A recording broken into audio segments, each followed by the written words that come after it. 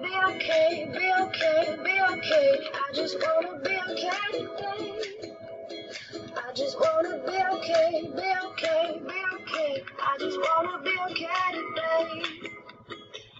All right, this is Miss Stalick walking you through your assignment tonight, which is going to be 5-48 through 5-52. And again, this will be a submit. So as you are working, make sure you show a lot of work. After you are done with it, you're going to take a picture of it and you are going to submit it into Canvas.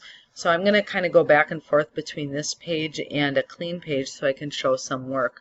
So the first thing I will do is we'll read through this. It says, Ethan decided to give 10% of his monthly income to charity. This month, he wrote the calculation at the right.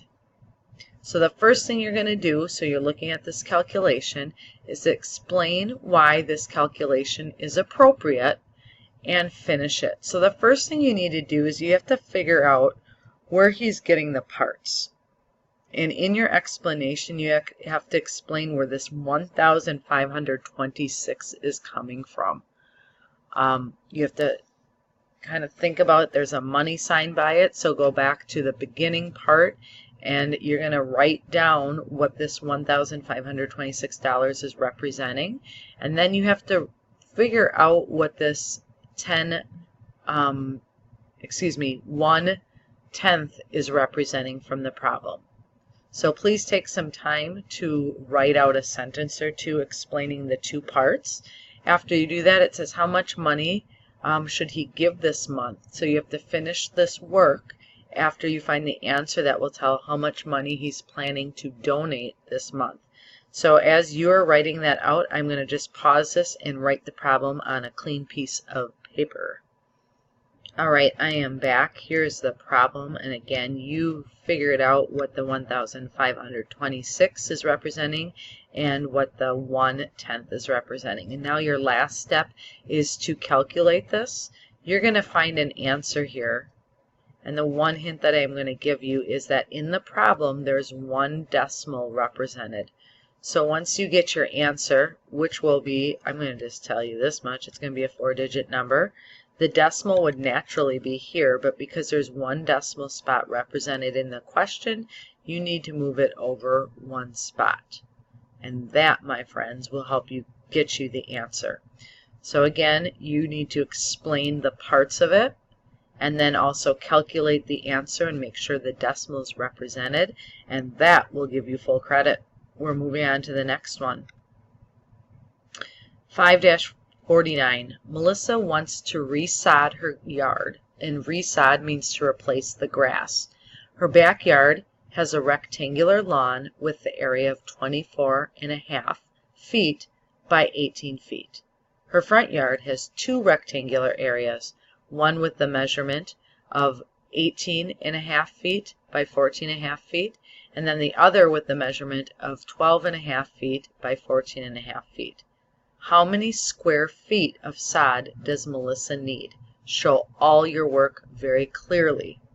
Well, when I'm looking at this, there's a couple things that I need to remember. First of all, I need to remember what area means. We've used area a lot. Area is the inside. So we know it's the area of this, in this case, of some rectangles. So in fact, there are 3 rectangles. So I literally would draw the 3 rectangles. One's going to look like this. I'm going to put another one here because this is in the front. And then another one here. And we have to find the area of these 3 rectangles. Well, we have the measurements. I need to go back.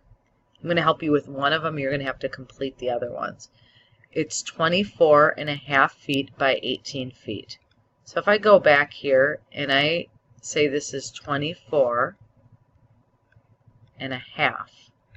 This is kind of going back to the problem that we just worked on for our lesson for today. And then we know it's times 18. I'm going back to my problem just to make sure I have it copied right. 24.5 times 18 feet. 24.5 times 18. So I have to find the area of this rectangle by multiplying. And then I have to find the area of this rectangle by multiplying. Once I find those two areas, I'm going to add those together to get the total area of this rectangle. You're going to do the same for the other two rectangles. And then the only difference is your rectangles are going to look like this for these two. Once you find the area for each of these plots, you have to add them all together. Okay, so this is really calculating area as well as making sure you know how to multiply fractions. So a lot of things are happening in this particular one. Take your time on it. Make sure you show your work, check your work, and then you're going to add everything together. Moving on to the next one. We have 5-50.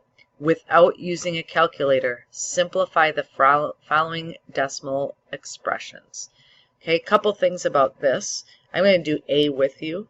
When it says simplify, it just means find the answer. So we have 4/100 times 7/10. 4/100 times 7/10. I'm going to show you two ways to do this. 4/100 times 7/10. I could use it as fractions and then in the end convert it to a decimal. Okay? We know how to multiply this. 4 times 7 is 28. And 100 times 10 is 1,000. So if I'm going to write this out in decimal form, I know that 8 has to be in the thousandths place. So if I think of a decimal, this is the tenths, this is the hundredths, this is the thousandths place. Okay? So I'm going to write 28 here and then fill in my 0. That would be one way to answer that question. However, in this case, this was really easy to do it this way. I'm going to show you one more way that we could do this. We have 0.04, which is 4/100 times 7/10. My answer times 7 times 4 is 28. Okay, normally our decimal would be here. There are 1, 2, 3 decimal spots represented in our problem. Okay, again, 2 up here, 1 down here. So what I have to do is move it 1, 2, 3, put my decimal point there. Notice this, for lack of a better term, this hump needs to be filled in with a 0. So I just showed you two ways to solve this. Either way, if you do it right, gets you the same answer. Quite honestly, I don't care which way you do it, as long as if this way makes more sense to you, go for it. If this way makes more sense to you, go for it. So you have A done for you. You just have to make sure to copy this work down. You're going to be responsible for B, which is 1 8/10 times 3/10. Okay? So you're going to do that one on your own. I'm moving on, but you may pause this at any time so that you can take time to do your work. 5-51. 4 pieces of rope of unknown but equal lengths and 10 more feet of rope are attached together. The resulting rope is 30 feet long. Draw a diagram to represent this problem. How long is each of the pieces of rope that is not 10 feet? Show how you know. I definitely have to reread this because that didn't make a lot of sense to me. So I'm going to help you with A, with drawing it out. You will be responsible for B, which is finding the length of the pieces of rope that are not 10 feet. It says 4 pieces of rope of unknown but equal lengths, and 10 more feet of rope are attached together. They equal 30 feet. Okay, so it said 4 pieces of rope. This would be 1. This would be 2. This would be 3. And this would be 4. They said they're equal length. So I don't know those lengths, but because it's something I don't know, I'm going to represent it by X. And they're all the same length, so they all would be represented by X. And then I have to add to that 10 feet. I'm just going to say that this is 10 feet. And this whole thing equals 30 feet, I believe. I'm going to look back.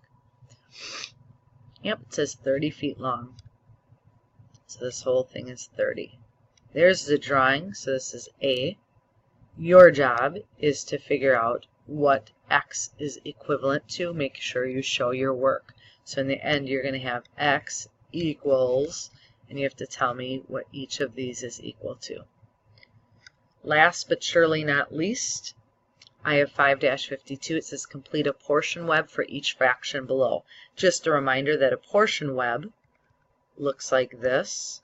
You don't have to be too fancy with it, but know that we have a fraction, and in this case we're starting with 1/4. You have to provide what that is as a decimal, what that is as a percentage, and then in the middle you can write it out in words. Okay, a couple reminders here.